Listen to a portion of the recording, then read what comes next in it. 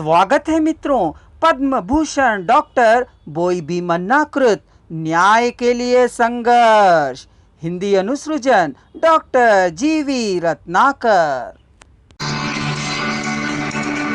तभी जो महार एवं चमार मृतदेह के समान समझे जाते हैं, वे भी इस हिंदुत्व के समान चल सकेंगे। इस अस्पृश्यता जैसी भयावह बीमारी जाति को जाशुआ ने इसे 4 शीर्ष वाला हिंदू कोबरा कहा। वे हिंदू समाज की तुलना सांप से करते हैं, वहीं गांधी ने इसकी तुलना कुत्ते से की। अंबेडकर का कहना था, तुम भी मनुष्य हो, मनुष्य की तरह जीवित रहो।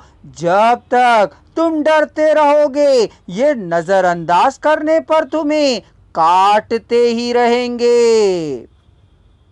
इसलिए अपने कष्टों को दूर करने के लिए प्रयास करें। जब गांधी जी ने हरिजन सेवक संघ की स्थापना की, तब इसका प्रबंधन उच्च जाति के लोगों ने ही किया था।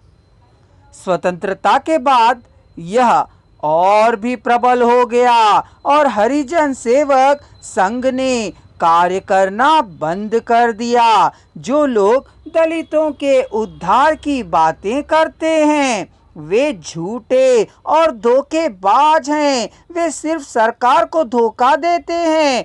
यदि कोई राजनेता या महान व्यक्ति आराम कुर्सी पर बैठकर पांव चलाता है, कभी इन दलितों के गांवों कस्बों की सच्चाई को देखे तो आपको महसूस होगा।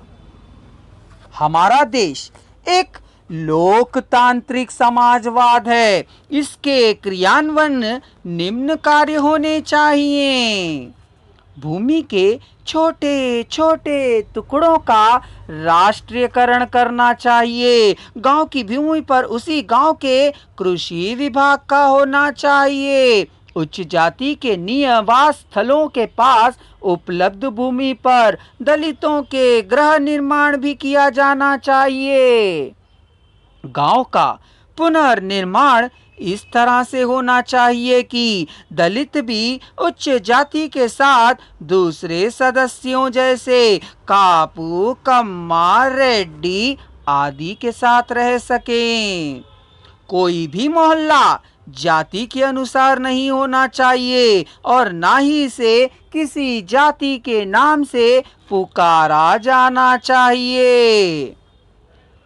अस्पृश्यता के उन्मूलन के साथ जाति प्रथा को समाप्त करने का प्रयास भी किया जाना चाहिए।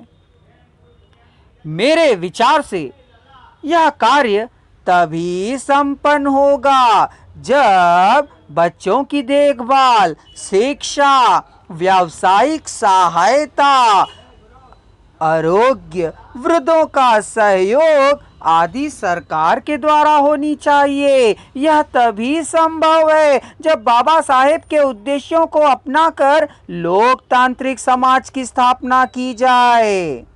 उच्च जाति से संबंधित लोग जो अपने आप को क्रांतिकारी कहते हैं, मूलतः देखा जाए तो उनमें यह सोचने तक की शक्ति भी नहीं है। हमारे यहाँ जो संघर्ष स्तर है वह जाति के लिए होता है। यदि हम देखते हैं तो वहाँ सबसे निम्न स्तर पर जो होता है वह सबसे निम्न जाति दलित ही है।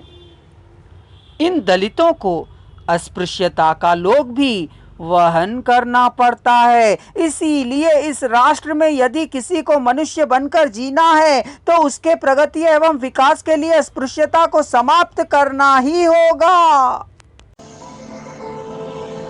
वीडियो का आनंद लेने के लिए डिस्क्रिप्शन बॉक्स में दिए जा रहे लिंक पर क्लिक करें।